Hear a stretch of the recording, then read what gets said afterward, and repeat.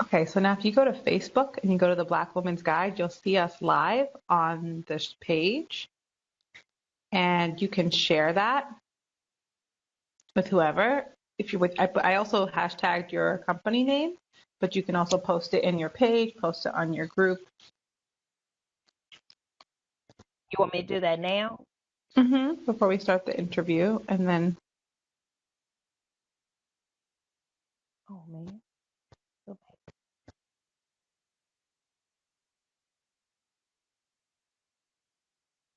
So once I go into my Facebook, can you go to the Black Woman's Guide? Yep. So right okay, now we're live, and what I'm gonna do is I'm gonna put us on mute real quick. I'm gonna share this around, and I'm gonna come off mute, and then we'll start the interview. okay. But am I to be doing anything right now? Because I haven't shared anything. So will you be okay? Once you share it, I'll be okay. So I can share it, but you might want to just share it onto your page. So once I go into my page, and if it says what's on my mind, do I need to do like something like check in or go live Nope. or Nope. All you got to do is if you go to Facebook and go to the Black Woman's Guide page, you'll see us talking on the page, and you can just share that button right there. so do I have to do a search on the Black Woman's Guide? Nope. Once you're on the landing page, oh, you can search in the top right-hand corner of Facebook, yes. But once you're on the page, it's the top thing on the page. You just scroll a little bit.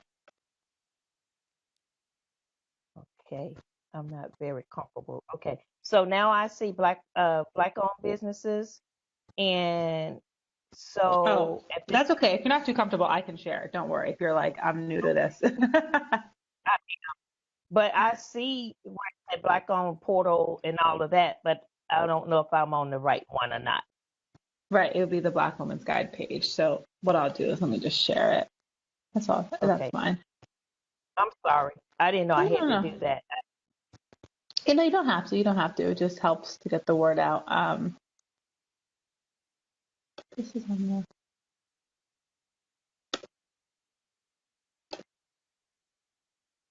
So what I'm gonna do is. Okay, where am I at? Mhm, there we go.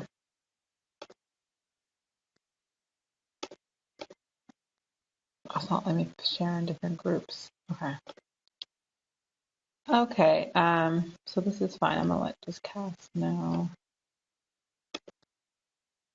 Hold on a second. Are my glasses glaring? I do have to Um, have them on to read because I have some material. I have some non-glare glasses, but these are my favorite. So, mhm. Let me just look on.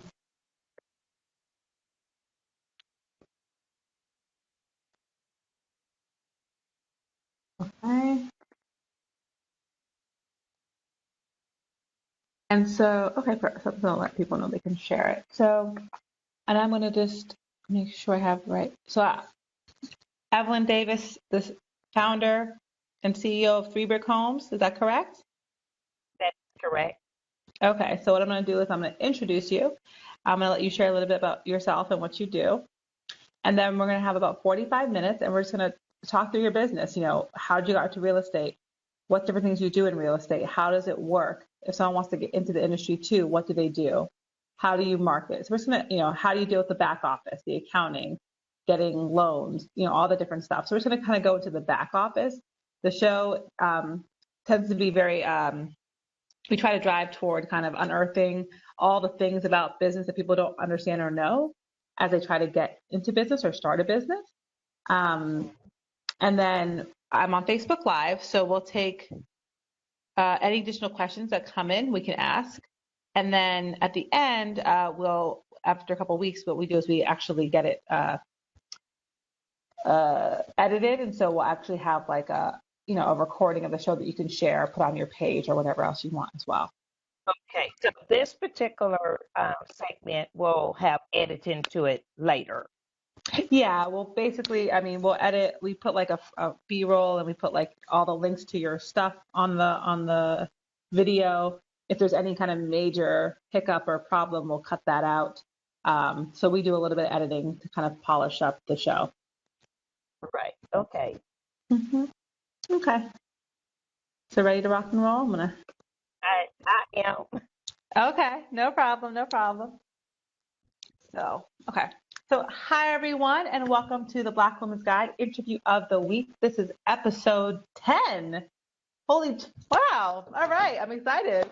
And I'm really excited for this conversation with Evelyn Davis, the CEO of Three Brick Homes, real estate, I want to say agent, but connoisseur, seller, locator, the whole nine. And I think this is an awesome interview because so many women I talk to want to get into real estate, right? When they think about wealth building, um, intergenerational wealth, building supports for their family, real estate is like the name of the game, but it's really hard or people aren't sure how to get into the industry. So I'm just so excited to talk with you to get a little bit more insight into like how it all works and how someone else can get into the industry. So thank you so much, Evelyn, for being here today.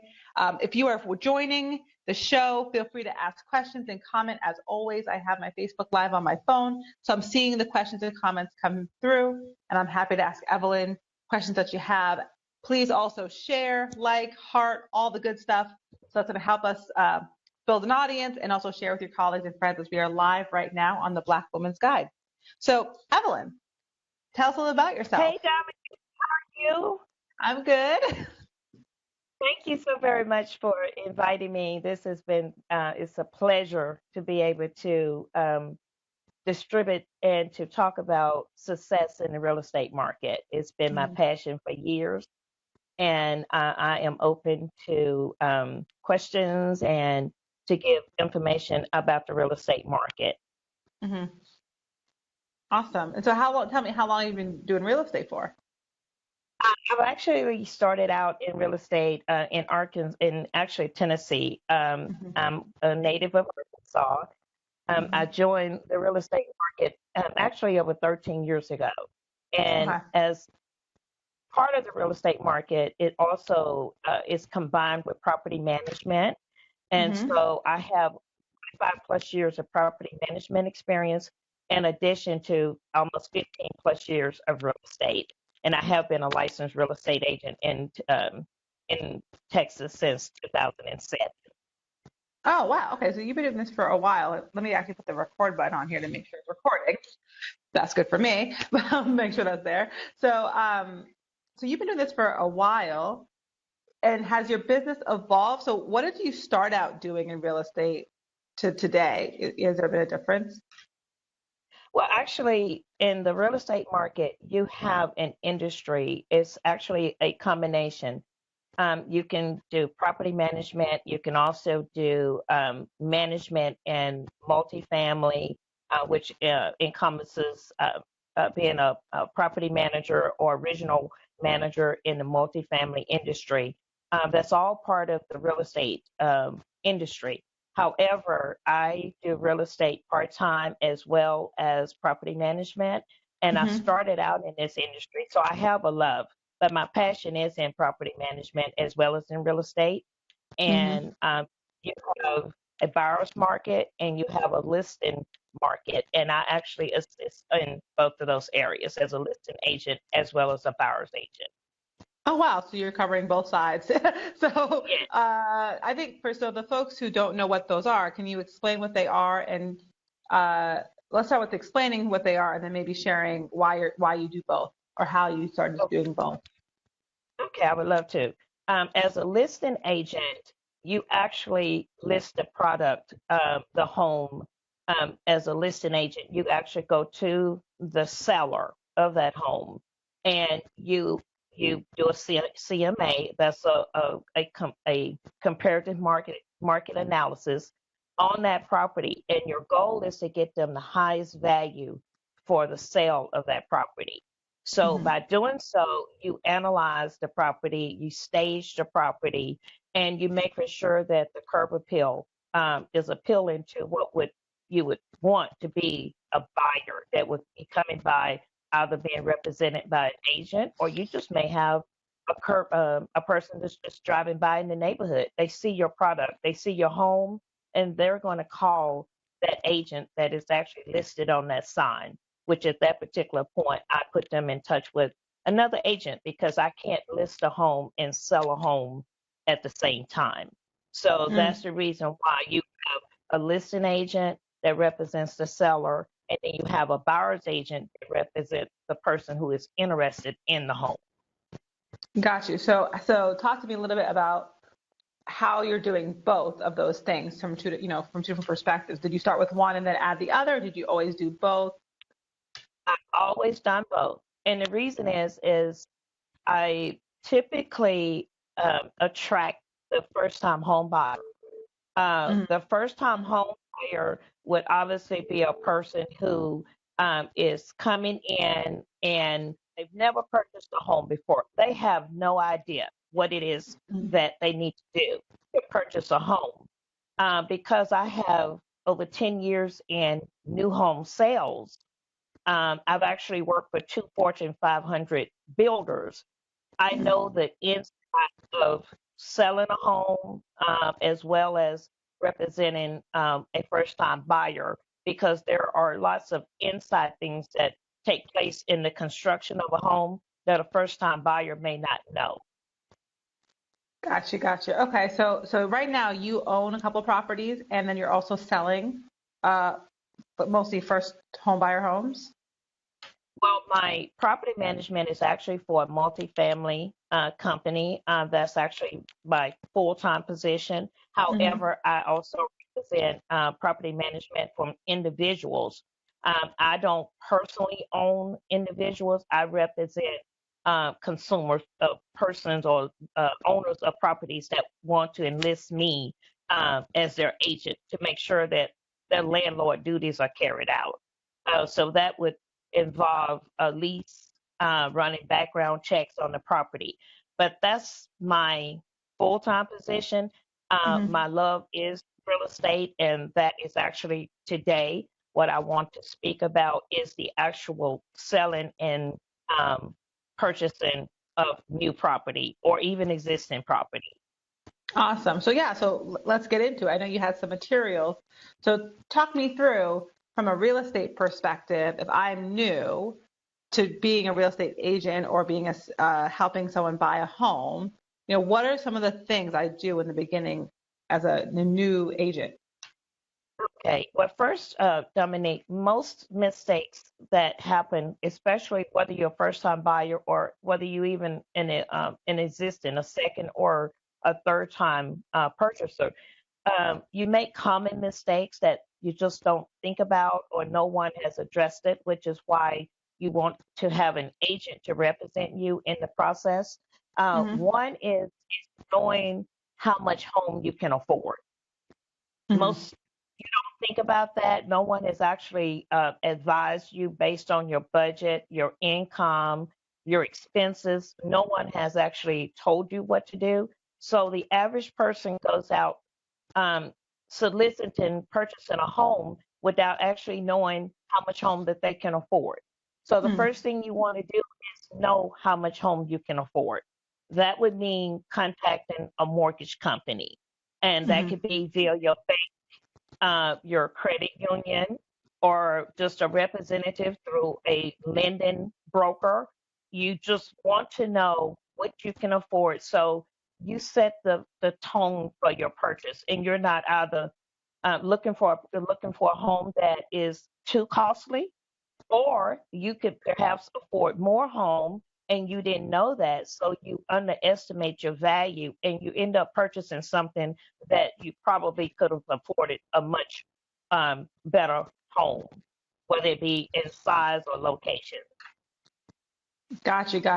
Okay. So if I'm a real estate agent, how am I helping the buyer make a better decision if I'm a good real estate Well, agent? Well, first, I'm going to make for sure that you do know how much home that you can afford. And I'm going to make for sure that I find out your needs, your desires, your location is important. Do you want to be in the suburbs? Do you want land? Do you want to build? Are you looking to be on acreage? Mhm. So all of those things are important when you're working with a first-time home owner. Do you want a one story? Are you interested in a two-story home? Mhm. Um, do you have any type of uh, desires in your home, such as amenities that's important? How many bathrooms do you want? So Mhm. all of those things would be, you don't want to underestimate the cost of owning a home as well. It's Mhm. costly to own a home because there are things that you don't think about. You have lawn care, you have Mhm. insurance, you have property taxes. So when you go to a bank and you find out how much home you can afford, the first thing that you want to do is make for sure that all of those things, which it is the mortgage company's responsibility, is to let you know what the taxes are in that particular area. If there were, let's say, homeowners association fees, you would need Mhm. to know that because all of those things will escalate the price or the monthly payments on your home. Gotcha. So when you started, how many, like, what was the turnover? So you were doing you were a real estate agent. How often did you sell a home? What was like the average commission? What you were doing in Tennessee first. So what's the expectation if I'm doing this and I'm starting out? Okay, your expectation, first off, you can, um, it's based on how much time and effort you put into it, Dominique. Mm-hmm. Obviously, if you are doing a lot of marketing, whether it's marketing in magazines, marketing through Facebook, marketing on flyers, business cards, I sell myself only because when I'm out in the public, I make sure I introduce myself. Most of my clients have come by way of either referrals or Mm-hmm. by way of introducing myself to them. And I introduce myself obviously in a manner of professionalism. I make for Mm-hmm. sure that I approach them, that I have some advice to give them, and that of course I'm not interrupting their flow. You know, and you get a feel from where you are, whether it's in a grocery store, at church, at a park. Mm-hmm. There's just various. You have to find the opportunity to be able to introduce your market, and but most of my clientele come by way of referral. Gotcha. Awesome. Okay. So how long did it take you to build that community? Or so how often do you get a referral if you're doing it part time? What's the cadence? Typically, when I sell a home, I receive a referral from the seller of that home. Mm. My marketing is very minimum only because of the fact that if I were to go into this on a full-time basis, then Mhm. it would most certainly be a full-time position for me. Mhm. As of right now, I have other goals that I'm pursuing, and my real estate is going to be obviously my retirement Mhm. income, and it's going Mhm. to be retirement pension. So I'm going at it a different direction. But for a full-time realtor, you could easily expect to make based on the amount of time you spend. Your income can be as minimum as $50,000 a year, all the way up to a $500,000 a year, because Mhm. the price of your home is your commission base, and your commission base is typically 3% of the sale of the home minus your brokerage fees, and you do have Mhm. to pay various fees through the Texas Real Estate Commission. Mhm. You have license fees that you have to pay. You have monthly fees that you have to pay. So of course those fees are write-offs, but on an Mhm. average, $100,000 to $150,000 a year would be an average income for a full-time realtor. Gotcha. So I think that's really helpful for folks, and maybe you could share a little bit as I usually, I love what you said around like this is my retirement goal because a lot of times I talk to women and what I really push against is the idea of a side hustle. Like no matter if you're in a business to how much time you're in business, you have to treat the business like a proper business. Like any relationship, you have to treat it properly to nurture it to grow. So when did you decide to make it a part-time versus full-time commitment? And, you know, and when did you decide that it was going to be for retirement specifically versus, I don't know, any other kind of things you wanted to pay for or lifestyle things that you wanted? How did you make those two decisions? Well, how I made the decision on real estate being my passion for retirement and my retirement position is that after I did some financial investment and investing in knowledge on retirement, I found that the average African American female, as well as men, but African American women, we don't prepare ourselves for retirement. We just assume that there's going to be something out there for us when we retire.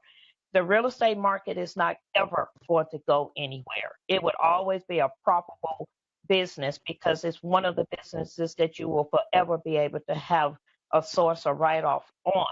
So Mm-hmm. people will always be searching for ways to have a tax write off for one and to be able to live on a lucrative income. You can do that by basing the amount of time that you spend in this industry. My job, the decision that I made to become a realtor was based on the fact that I knew that my current position would be the investor for my future. So I used my current position, obviously, for 401k, insurance, Mm-hmm. vacation, because all of that is currently paid by my job that I work at now.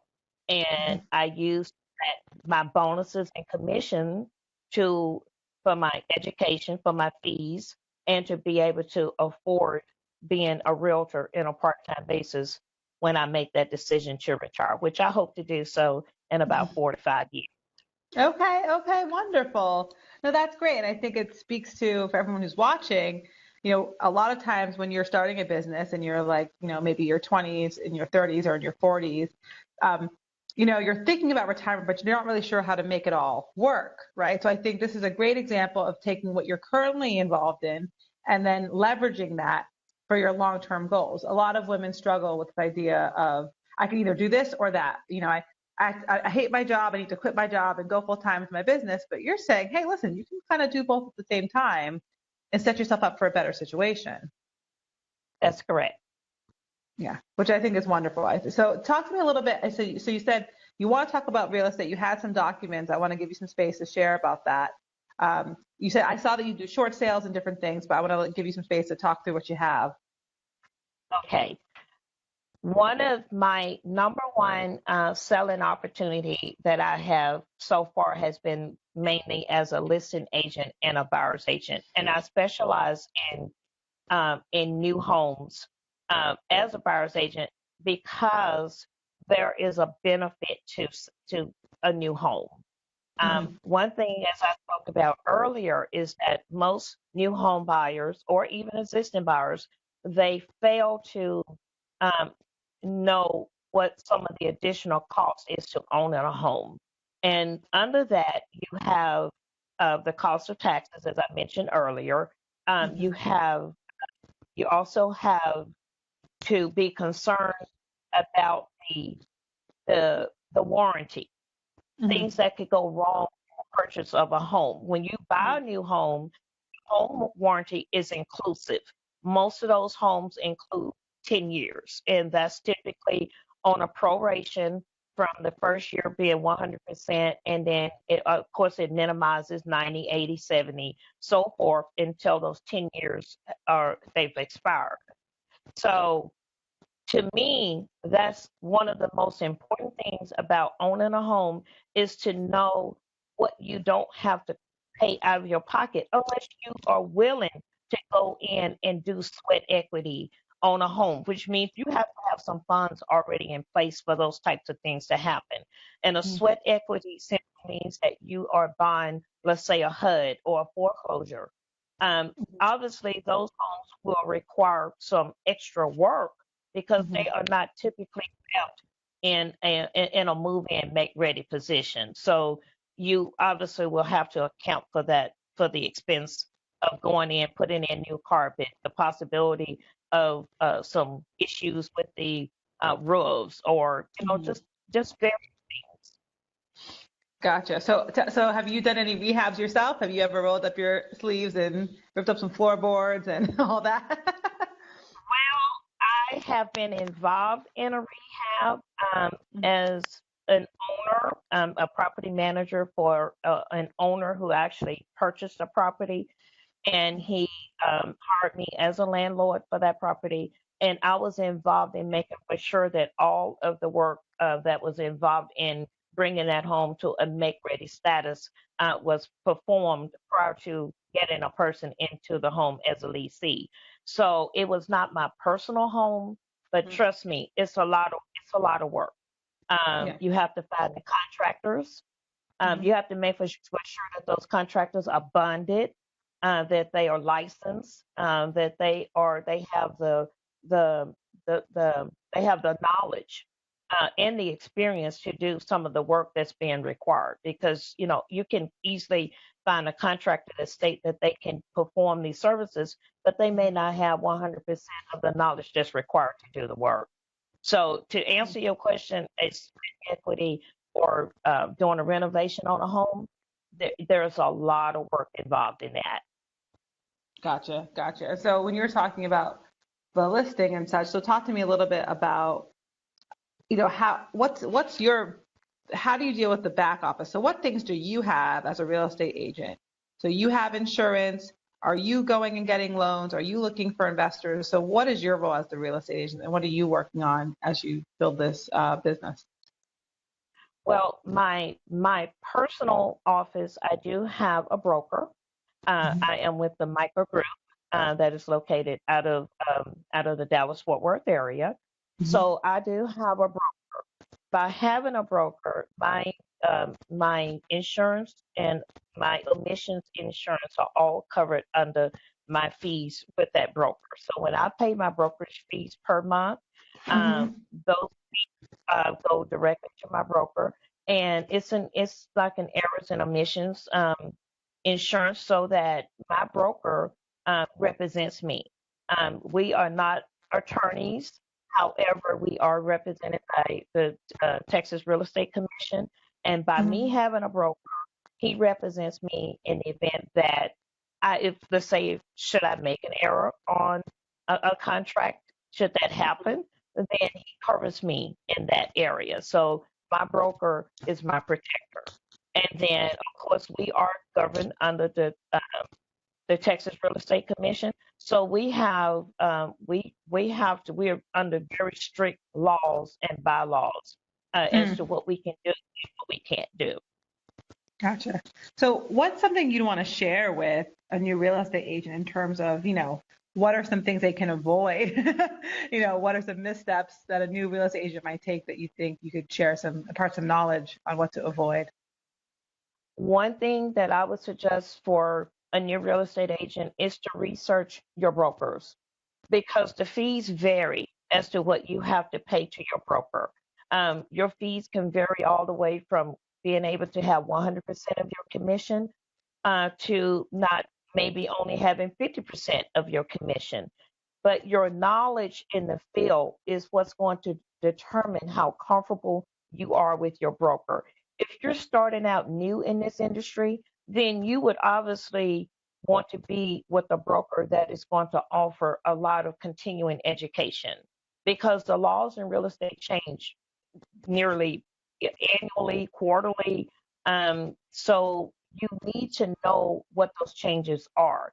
So when you're with a broker that offer a lot of educational classes, Mhm. you hands on, then it would be worth you having a higher commission base to that broker, because you're receiving hands-on knowledge and training, which is going to get you to your next step. It is a very scary field, and you have a lot of competition in this field. Mm. So without strong knowledge, you could easily decide, you know what, this is not for me. So Mhm. your commission base typically obviously be based off of your skill set. But we are required to take annual and semi-annual classes every 2 years in order for our license to stay active. But that's also to keep us under the ethics and codes of Texas real estate, to make for sure that we are practicing the laws to the state, as well as the fact that if you should go to a broker that offer less training typically by that time frame, you are experienced enough and comfortable enough in this industry, maybe have even partnered, you have a partner, someone that you can work hand in hand with that may work out of the same agency that you work, and you're comfortable with that. So your commission base obviously is going to be based off of your training and your knowledge and how much time you put into it. Gotcha. Can you share for someone who's looking to get into the industry? There's a lot of terminology I find within real estate that could be hard to understand, but I saw that you do a couple of different things. So you said the buying and listing, the short sale. So maybe you could just walk through for a beginner in real estate, what are the different types of sales? And if I'm a buyer looking for a home, what types of sales are most advantageous to me? Okay, you could, if you're looking as an investor, because obviously you could already own your own home and you're not looking to purchase for yourself, but you're interested in purchasing to have investment properties. Hmm. Those properties typically would be your less, I hate to say less desirable properties, but in most cases that's what they are, because the new owner as an investor is going to go out and put money into those properties to make them make ready. So in that particular situation, you're going to be required to have some backup income, maybe Hmm. some loan with the bank to where you can just go get this money, pay cash for this property, and you can either flip it because that's what a lot of investors will do. They are Hmm. investors. You can be in a company where you have multiple investors under one umbrella, which obviously there's more collateral there, there's more income there. You short sale properties are typically bank owned properties where that property is about to go into a foreclosure and it's now a bank owned property. So you are basically going into the bank and you're buying this listing based on the balance of that loan. Whereas a foreclosed property has actually been foreclosed on and that property is actually on the market for anyone to bid on that property, and typically it's the highest bidder. The highest bidder is the person who will be able to acquire that community or that property. You also have FHA. You Hmm. have loans. You have balloon and jumbo type loans. All of those loans, I'm not a mortgage person. So when you start talking about the various types of loans, whether it be FHA, conventional, and how those loans will benefit you, you at that time frame, I would suggest that you talk to a banker or to a mortgage person who specializes in making for sure that that loan is going to fit your need. Gotcha, gotcha. And I have a question here from Cass. She said, as a woman home buyer, is investing in a condo as a primary home a good money investment? Do you typically see a return on those sales? Or is it better to buy, purchase a home, even a smaller home, even though that you eventually want to sell, to sell it? Okay, that would depend upon the buyer. The type of buyer will obviously acquire a home based on their needs. Okay. If you were a condo purchaser, it would probably be a better home for a person who is a traveler, who may not want the concerns of having to take care of a lawn or the maintenance, because in most cases condos will have condominium type fees that are incorporated into the mortgage payment.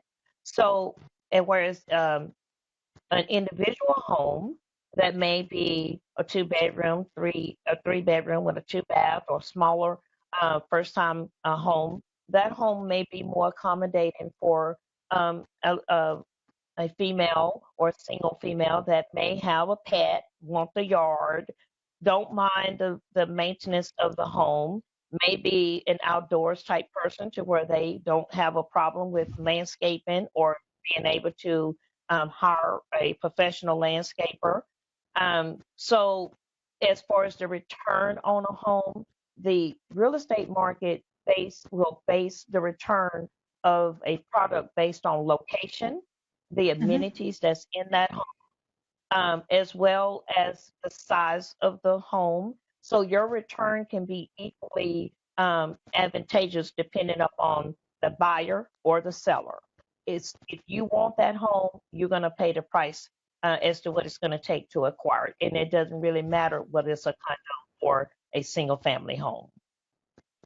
Okay, would you recommend, like, if I'm a new home buyer, that I buy a multifamily home and rent it out, or just as an investment, or or do you feel as though just owning a home is enough? I'm thinking about the residual income that you get as a property manager. If you are going to be purchasing a home and it is going to be an investment type property, you will most likely get a higher return on a single family home only because of just the fact that it is not connected to a neighbor, or it's more likely to be for a person who may have a small family. They Mhm. would want the garage. Not to say that a condo won't have a garage, but so your return in most cases, typically, is going to be a higher return on an individual home or a single family home versus the condo. However, it still depends upon the buyer and the location of the product. So the question would depend, the answer to that question depends still on the seller or the buyer of the and whether or not they are going to put money into that product to make it a desirable product to get more rent. The more you invest in a property, the better return on the product you're going to have. Gotcha, gotcha. Awesome. So talk to me a little bit about, like, the back office. So, like, do you do your own accounting? Does someone else help you? Like, the real estate industry, has its own, like, legality to it. So is it something that someone can manage on their own? Do they need kind of proper counsel? You can manage. I have a home office, and as for in my accountant, I have a licensed CPA. And so, therefore, my taxes and anything having to do with my business is professionally done. I just keep the required paperwork and documentation, and I take all of my taxes and anything having to do with my business, my financials is handled by my CPA. Gotcha, gotcha. Now, home office, I do have a home office that obviously requires your typical product, your computer. I do have a printer. My office is an individual office. It's not in a bedroom, anything like that. So it's set up Mhm. as a full office with everything, a desk, filing cabinets, as well as I have access to my corporate office as well with my broker. But Mhm. 90% of my business is done out of my home office. Gotcha. And I want to talk a little bit about home office in a minute. But another question here: if selling my home, should I move out first so that it is empty? And if so, is staging really necessary? I suggest selling a home vacant, and staging is always nice. But you don't want full furniture in a home. People have a tendency to go into a home and they see your furniture and they don't see what they can do with the product or what they can see with the floor plan. A vacant home allows a better tour of the property. You feel like you're infringing on a person's privacy when you go into a home that is being occupied. However, in our industry, probably about 60%, 70%, we are going to show an occupied home. But I don't feel you get 100% of the potential buyer's attention when you do that. They Mhm. may have a pet, you may have a person that's sensitive to a pet. However, if they remove that pet from that home and that home has been properly cleaned, carpeted, or any other Mhm. type of woodwork where you notice that there had been a cat or an animal in the apartment or home, then at that particular time frame, you are more likely to get a better return on your home at that time because you see the potential versus what is already in the home and the Yeah. personal product of that buyer or of that seller. That makes 100% sense. I know looking just at even at apartments, when I see a picture and the apartment looks junky, I judge the apartment, not the person's stuff, even though it's the person's stuff that's making it look junky. You may have, they may have a queen size bed. You may have a size bed. Well, there's very little difference in the size as far as 6 to 8 inches of a king size to a queen size bed. But when you see a queen size bed, your first thought is well, my king size bed won't fit in here. So you just make the assumption that the bedroom is too small. So Hmm. most people, that's why I prefer that if I show a home as an occupied home or just a furnished home, or if a seller is selling a home, I request that they minimize the furniture in the home. Don't have 3 sofas in your family room. Don't have two nightstands and two chairs in a master bedroom with the dresser on wall and all of that. Because when you start walking around that room and look like you don't have walk space, the Hmm. person just makes the assumption that the room is too small, or or that the home is too small, and it's not. It's just the fact that they have it over furnished. So you want to Gotcha. minimize in the home. And how long does it take to take the real estate course? So, I mean, you probably took it a long time ago, but there was a question here that was wondering, like, is it hard to pass? She had heard that a lot of people take it and fail, have to take it multiple times. So if I'm trying to get into real estate, what's the hurdle that I have to jump to become a real estate agent? Well, their their requirement is, and I want to say it's 280 hours. I've had my license for over 10 years, so I would have to go back and validate that. But I want to say it's 280 hours. Within those 280 hours, you have courses that are required within those 280 hours, and some of those courses are also you're able to they're electives as well. But all of the courses are required for the industry. Hmm. You can go and take real estate, and you can be a full time. If you go full time, you can become a real estate agent as far as taking the required classes, and as minimum as a month. Or you can get a degree in real estate, and it can take as long as 2 years. So you can have a degree in real estate, or you can just have a license in real estate. And it would depend upon what you're going to do. If you're going to teach real estate, or if you want to just be an agent and sell real estate, then I would suggest that you just take the real estate course, which you could get in as minimum as 30 days or 4 weeks, depending upon the length of classes, if you're going full time or if you're going to go part time. So it can be minimum as a month, it can be as long as 6 months. Gotcha. Okay. So that's very helpful, I think, for those of us who are thinking about becoming real estate agents, what it takes to do it.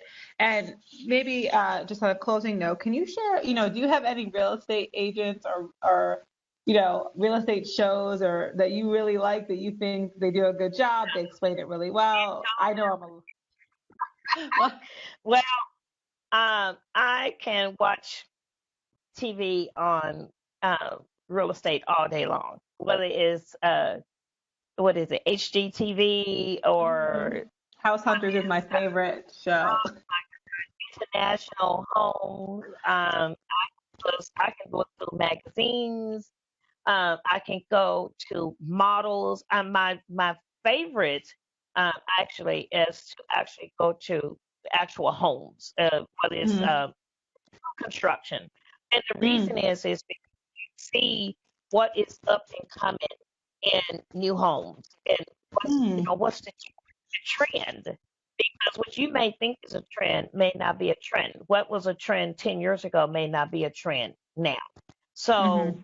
to, to a new home community affords you the opportunity to see various sizes of homes for one, and how decorative that they can be as far as whether they're overly um, staged or whether they are just staged to be comfortable for moving in, and not overly done with a lot of molding, or with marble flooring, or there's just you can just go on and on with some of the amenities. But as Mm. far as TV, Huddle Homes. I know the reason why Huddle Homes is important because it also is the product that's in the Dallas Fort Worth area.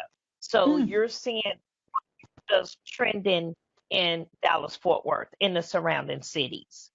Hmm. Awesome. Awesome. I think that actually, for anyone who's interested in real estate, there's probably a local show or some version in every major metro. And it is a really good idea to watch that show to get a sense of what is selling, what's moving, what are the price points, right? You can't get out to everywhere, but it's a good lens into what the industry is doing. Correct. Yes. For sure. So I want to know, is there anything else? I know you had a whole bunch of things. Is there anything else that you wanted to share about, I don't know, short sales or investment properties or real estate? I know you said you had a couple of pieces of documentation with you. Actually had in the process of us talking, some of the product that I thought I would have to, we actually have already covered it in the interview, and that was some of the loan types as well as Mm. consult with banks on your mortgage, what you can afford, as well as being when you are looking for a banker, you want to also know what the interest rates are because there are various interest rates and they are credit score driven. So you need to know what your credit score is. The lower the credit score, the higher your interest rate is going to be, which means that you're going to be able to get a less your home amount be less. So the average rate right now bankers on bank loans is about 2.25%. That's the average on an FHA or conventional, and your VA typically will fluctuate by maybe a 0.5%. And so with your VA loans, obviously you have to be and have served, active duty. Had to have um, retired out or you left in good standing with the government by having, you an honorable Mhm. discharge. And at that particular point, you or a general, and at that particular point, you qualify for the VA loan. So I would urge veterans if they are active or they are retired to pursue the VA benefits because they're entitled benefits to them. Gotcha. Gotcha. Okay, wonderful. So, and now, if someone wanted to buy a home or with you, where would they go? What would they? Is it They can contact. threebrickhomes.com? Oh. I actually have my email address is I can sell homes and it's SELL homes at yahoo.com. I also have my phone number is 817-253-8085. And just if you'll contact me, I'll be happy to meet with you, find out exactly what your desires are. We meet in a mutual place. We have a cup of coffee. We talk. You can bring your family. You can bring your children because it's a family affair when we initially meet one another. I want you to know who I am.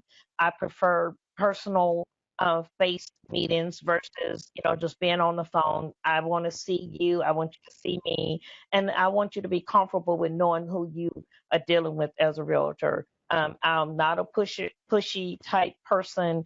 I allow you to let me know what you're seeking in the new home industry, and we will make that decision together. And I will make for sure that I give you 100% of my time and be available for you when it's necessary. Wonderful. Well, we'll put this information in the description as well. So if you're in the Dallas Fort Worth area, you can reach out to Evelyn and Three Brick Homes. I want to say thank you so much, Evelyn. I learned a lot today about the real estate industry and how to operate within it. And for everyone who's trying to buy a home, I hope this was helpful for you as well. So thank you. Put your questions below, and I'm happy to share them with Evelyn moving forward. And thank you so much for taking the time this evening. Thank you, Dominique. Thank you. So I'm gonna. Oh, let's see.